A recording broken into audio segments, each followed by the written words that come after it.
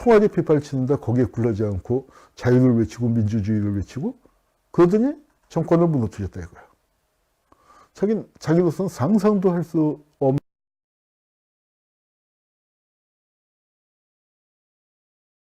대전발 0시 50분 기차에서 갑자기 돌아가셨습니다.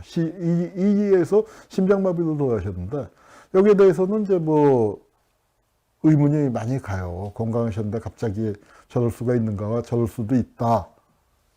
뭐 독살된 게 아니냐. 뭐 이제 의심을 품는 사람도 있는데 뭐 그 당시에는 부검을 안 했으니까 그 우리가 원인을 알 수 없죠. 속단을 할 수는 없습니다. 근데 하여튼 안타깝게 신익희 선생이 돌아가셨어요. 그래서 장례를 치르는데 가령 이명박 박근혜 정권하고 싸우고 있을 때 같으면 민주당이 좌파 후보가 불행한 일을 겪었으면은 그래도 정권 교체가 중요하다. 이렇게 나왔을 가능성이 저는 크다고 봅니다만 이때 민주당은 그러지 않았어요. 용공자 불지지. 용공자는 지지하지 않겠다라고 최고위원회에서 얘기했잖아요. 즉 뭐냐면 조봉암이 빨갱이 아니냐. 이승만은 반공투사다. 오히려 사실상 이승만을 지지하겠다는 겁니다. 사실상 이승만을 지지하겠다고 이제 하면서 그러니까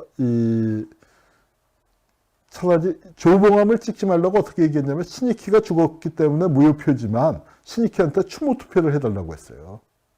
그러니까 조봉암이 표를 많이 얻는 것을 결코 원하지 않았습니다. 그때 이제 선거 분위기가 이제 상당히 험악해져서 부정선거를 하는데, 이 조봉암이 치고 그러니까 이 자유당 입장에서는 조봉암이 치고 올라오는 기세가 놀라울 정도였다 보니까 그것도 이제 상당히 무서웠고, 또 한편에서는 부통령 선거에서도 이제 그 민주당이 치고 올라오고, 이제 이렇게 하니까 부정선거를 자행했는데 이게 그 뭐냐면은 3인 1조, 5인 1조로 이렇게 시골 아주머니들이 가는데 이렇게 딱 조를 짜서 가죠. 뭐냐면은 누구 찍나를 서로 감시하는. 이렇게 딱 그렇게 팀을 묶어줘서 아예 가서 그렇게 찍게 하는 거예요. 지금은 우리가 이제 선거를 오래 치르고 민주주의가 정말 피로써 얻어졌다 하는 것들을 자각하고 있기 때문에 이렇게 투표 함부로 안 하죠. 함부로 안 하고 또 이런 부정선거 했다가는 또 큰일 나죠. 이제 그렇습니다만 그때는 이렇게 고무신 주고 밀가루 주고 돈 주고 봉투 주고 막걸리 먹이고 하면은 찍어줬어요. 그래서 이제 그때 부정선거를 이제 많이 자행을 하는데 그때 이제 이런 얘기도 들었어요. 자유당 쪽에서 민주당에다가 그 일종의 거래를 제안한 게 뭐냐면은 우리가 부통령 선거는 건드리지 않을게. 대통령 선거는 우리 마음대로 할 테니까 좀 봐주라. 놔주라. 이제 이렇게 딜을 했다는 얘기도 전해집니다. 또 한편으로는 부통령 선거가 치렀기 때문에 그거는 좀 과장된 얘기다. 이제 이렇게 얘기하는 분들도 또 계신데 하여튼 그러니까 대통령 선거에서 그 훨씬 더 많은 부정이 이루어졌습니다. 왜냐하면은 민주당에서 부통령 선거는 자기네가 선거가 걸리니까 눈을 부릅뜨고 감시를 했는데 대통령 선거 쪽은 민주당이 참관인을 안 냈어요. 근데 조봉암은 그때 진보당 만들었을 때도 아니고 무소속이다 보니까 참관인도 별로 없어요. 근데 이게 참 황당한 게 선거 한참 개표하고 있는데 불이 나갑니다. 우리 어렸을 때 60년대만 해도 정전이 무지 자주 됐거든요. 50년대는 더 심했겠죠. 늘 하루 저녁에 1시간에서 30분씩은 늘 거의 매일 불이 나가던 시절이기도 해요. 그런데 하필이면 선거 개표를 한참 하고 있는데 불이 나가요. 근데 불이 나간 다음에 학교 강당 같은 데서 그 선거를 하는데 불이 나가잖아요. 그러고 나면은 후두둑 뚝딱 뻑꽥딱 이제 비명소리가 나고 그러다 1시간쯤 후에 불이 들어와서 보면은 조봉암 쪽 선거 참관인만 머리 깨져서 이제 뻗어 있는 거예요. 그리고 그 다음에 개표를 하는데 이때 56년 선거에서 나온 유명한 얘기입니다. 조봉암이 투표에서 이기고 개표에서 졌다. 그래서 근데 야, 정말 이 황당한 나쁜 놈들이 이게 이런 뭐냐면 이승만 표를 찍어온 거예요. 찍어와서 이걸 투표함에다가 넣었는데 아니 이제 선거란 게 그렇잖아요. 1000명이 투표했으면 1001장이 나와도 그건 문제 아닙니까? 그런데 1000명 투표한 데서 뭐 이승만 지지표가 2000장, 3000장씩 나오는 그런 말도 안 되는 상황들이 벌어지는데 이 황당한 놈들이 이승만 표를 준비해 와서 끈을 풀르지도 않고 묶음채. 이게 말이 됩니까? 여기 이렇게 그 묶어갖고 이렇게 냈단 말이에요. 이 묶음채 이렇게 이제 했다는 거죠. 그리고 이제 선거판이 이렇게 뭐 황당하게 되고, 그 다음에 선거사무소 불지르고 뭐 하고, 이런 거를 정치 깡패 임화수가 뭐 많이 하고 이제 그랬죠. 그래서 조봉암이 이제 저런 부정에도 불구하고 200만 표를 넘게 얻었어요. 이승만은 500만 표를 얻었는데, 그래서 이게 그러니까 깜짝 놀랄 만큼 득표를 많이 한 거죠. 이렇게 됐기 때문에 조봉암이 죽임을 당하는 겁니다. 58년도에 진보당 사건이 터지게 되는 게 이런 거죠. 여기 진보당 선거구라고 했는데 진보당은 아니죠. 그때 무소속이었고. 네. 자, 그리고 이제 부통령에는 장면 후보가 당선됐는데, 뭐 부통령은 권한이 없어요. 미국 부통령은 상원 의장이잖아요. 한국 부통령은 권한이 없었어요. 그리고 이게 미국은 러닝메이트로 대통령과 부통령이 패키지로 가지만, 그때 우리 투표는 대통령 따로 부통령 따로 뽑았기 때문에 정당이 다른 상황이 발생했습니다. 부통령, 그러니까 이승만 행정부에서도 장면한테 무슨 권한이 있어도 안 주죠. 뭐 심지어는 정부 행사를 하는데 부통령 자리도 안 만들어 놓고, 뭐 이제 그럴 정도로 박해를 했는데, 이제 부통령의 유일한 권한은 뭐냐면은 대통령 유고시 대통령직을 승계하는 거예요. 근데 그때 이승만 나이가 82살이었거든요. 대한민국 국민의 평균 수명은 60이 안 될 텐데. 그러니까 우리가 뭐 요새는 그 인사말을 잘 안 쓰지만 저희 어렸을 때, 젊었을 때만 해도 많이 쓰던 말이 밤새 안녕하셨습니까요. 그러니까 이승만쯤 된 노인네는 저녁 잘 드시고 하하호호 뭐 손절을 하고 얘기하다가 아이고 나 잘난다 하고 들어서 주무셨는데 다음날 안 일어나도 이상할 게 하나 없는 나이였죠. 그런데 82살이 대통령이 됐으니까 문제는 이승만이 당시에는 건강하긴 했지만 저 영감님이 4년을 버텨줄 것인가가 자유당 입장에서는 큰 걱정거리란 말이에요. 이승만이 죽어버리면 정권이 그냥 장면한테 넘어가게 돼 있으니까. 그래서 어떻게 했냐면 장면을 죽이려고 한 거예요. 그래서 저격 사건이 벌어져서 장면 부통령이 다행히 왼손에 맞았죠. 그러니까 시경 경찰이 가까운 데서 총을 쐈는데 권총이 빗나가서 왼손에 맞고 그래서 이제 부상을 입은 거죠. 그래서 장면 부통령이 피격을 당한 겁니다. 그래서 이제 이거를 부통령 저격 사건에 대한 이제 책도 나오고 뭐 그런데 이런 이제 황당한 분위기였거든요. 이제 이걸 지내고 그다음에 하여튼 이승만이 그럭저럭 살아남아서 1960년 대통령 선거를 치르게 된 거예요. 86의 나이에. 네, 아주 장수만세죠. 그래서 이제 이때 보면 이승만 박사를 대통령으로 모시자, 이기붕 선생을 부통령으로 모시자. 그러고 이제 했는데 여기 구호하나가 빠졌네. 보면 이번에는 잘못 뽑지 말자. 부통령을 잘못 뽑지 말자. 그게 이제 자유당 이기붕을 찍어달라는 구호였죠. 그리고 이제 대통령 선거 후보를 등록을 했는데, 진보당 조봉암을 죽여버렸으니까, 혁신계, 그 당시에는 이제 진보 진영을 혁신계라고 해서, 지금 진보 개념하고 조금 다릅니다. 혁신계는 바탕이 우파예요. 바탕이 우파였던 사람들인데, 그렇지만, 비보수계는 아예 후보를 못 내고, 그러니까 대통령 선거는 딱 2명이 등록을 했어요. 이승만하고 조병옥이. 그래서 두 사람만 출마해서 조병옥이 선거운동을 시작을 했는데 조병옥은 제주 4.3의 조병옥입니다. 제주 4.3에서는 우리가 반헌법 행위자로 제주 학살로 했지만 또 여기서는 이제 민주투사가 돼서 이승만과 맞서는 이게 뭐 한국 정치가 참 기가 막히죠. 근데 조병옥이 저렇게 이제 대통령 후보가 돼서 등장을 했는데 아주 호랑이상이죠, 인상이. 근데 심장병이 있었어요. 그래서 심장병인데, 수술하면 괜찮다.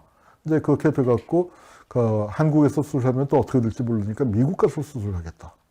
저 미군정 때 경무부장도 지내고 미국하고 선이 좋았으니까. 그래서 그 당시에 미국 육군병원이 심장병에서 아주 권위 있는 병원인데, 거기 가서 수술을 했습니다.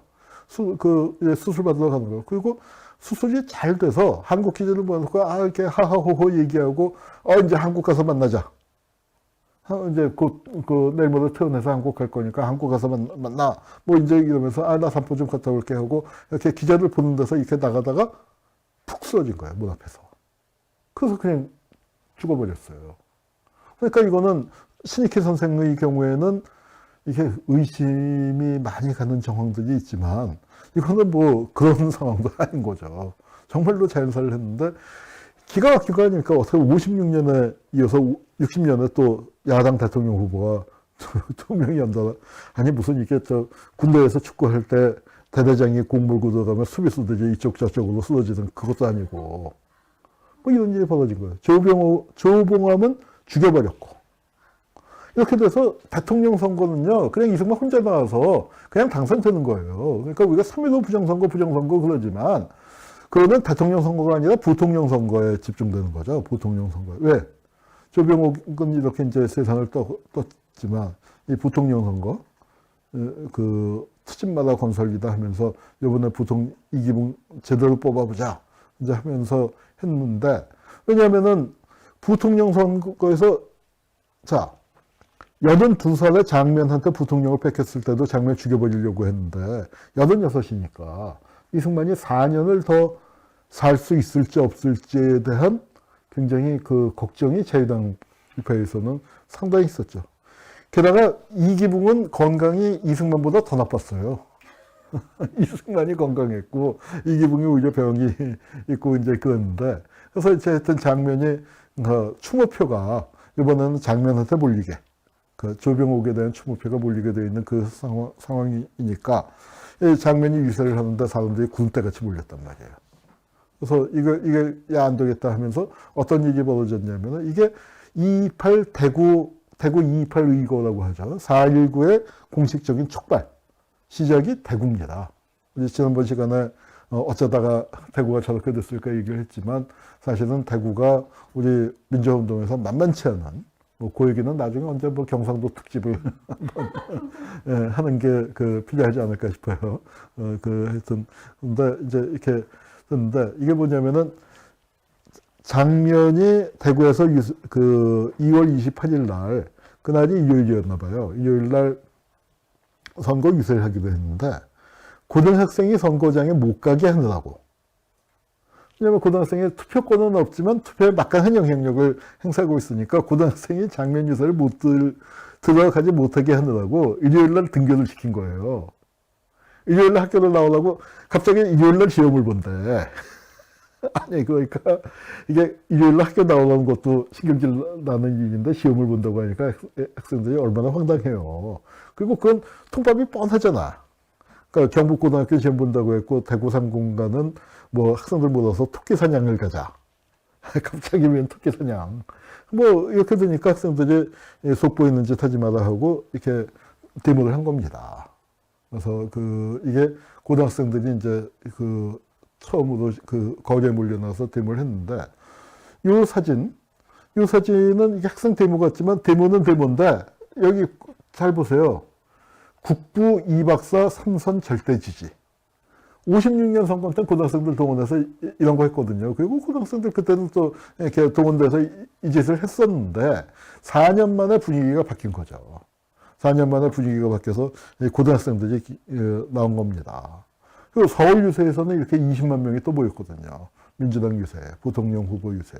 그렇게 되니까 이제 걱정이 돼갖고 하여튼 이승만 쪽에서도 이제 유세를 하는데 여기 보면 대연설회 해놓고 연사가 보면은 황성소 여기 목사님인데 국회 부의장 했던 사람이고 이은상 노산 이은상 선상님 그 다음에 월탐 박정화 조연현 그러니까 문화계의 거두들을 동원을 해서 그러니까 우리 문학계에서 좀 조금이라도 진보적인 사람들은 다 월북하거나 전쟁 때 죽어버렸잖아요. 그러니까 이제 우파 그쪽이 이승만이 꽉 잡고 이제 뭐 중군 작가 뭐 하던 이런 사람들 뭐 그렇게 해서 이끌던 사람들 갖고 문화계 쪽을 이제 총동원해서 자유당 유세를 하는데 자 이게 보세요. 선거 벽보는 이렇게 민주당 거는 대개 찢겨져 나갔어요. 그리고 이제 3.15 부정선거를 너무 세게 해서 민주당이 그러니까 워낙 이 그러니까 부정선거 이렇게 해라 지침을 너무 많이 뿌리다 보니까 민주당 손에도 들어온 거예요. 그래서 민주당이 그 부정선거 매뉴얼이죠. 그러니까 어떻게 부정선거를 해라. 여기 이제 각 비밀 문건을 이렇게 해서 이렇게 아주 세세하게 각 방침을 정해놨어요. 그리고 투표 중에 경찰관이 환표, 표를 바꿔치기 하는 거, 투표함을 바꿔치기 하는 거. 이제 뭐 그렇게 하는 일이 벌어지고. 이건 누구냐면은 부정선거를 황표 그거 적발해서 고발하다가 이렇게 잔뜩 뚫게 맞은 민주시민입니다. 그래서 하여튼, 근데 그 부정선거가 제일 심했었던 게 마산 지역이었던 것 같아요, 제당. 그래서 마산 지역에서 이제 하는데 그날 3.15 부정선거가 자행이 됐는데 일찍이 없었던 공포 분위기에서. 52년 선거 직선제 처음 실시될 때도 공포 분위기, 56년 선거도 공포 분위기. 그런데 그걸 다 겪은 동아일보가 일찍이 없던 공포 분위기 하니까 아주 살벌한 상황에서 이제 선거가 자행됐는데, 이게 뭐냐면은 그 표 바꿔치기 하려는 걸 이렇게 이 야당 쪽 참관인이 잡아갖고서 못하게 하는 뭐 그런 장면이 이제 사진에 찍힌 거예요. 그래서 이제 또 선거 하자마자 민주당이 선거 무효를 선언하고 야당은 참관인 철수를 시키고 뭐 이제 이런 상황이 벌어졌습니다. 그래서 3.15 선거는 불법이다, 무효다. 그리고 정부통령 선거 다시 하라. 정부통령 선거를 다시 하라는 거, 다시 하게 되면은 야당이 대통령 후보를 또 낼 수가 있습니다. Time stops when I'm falling for you.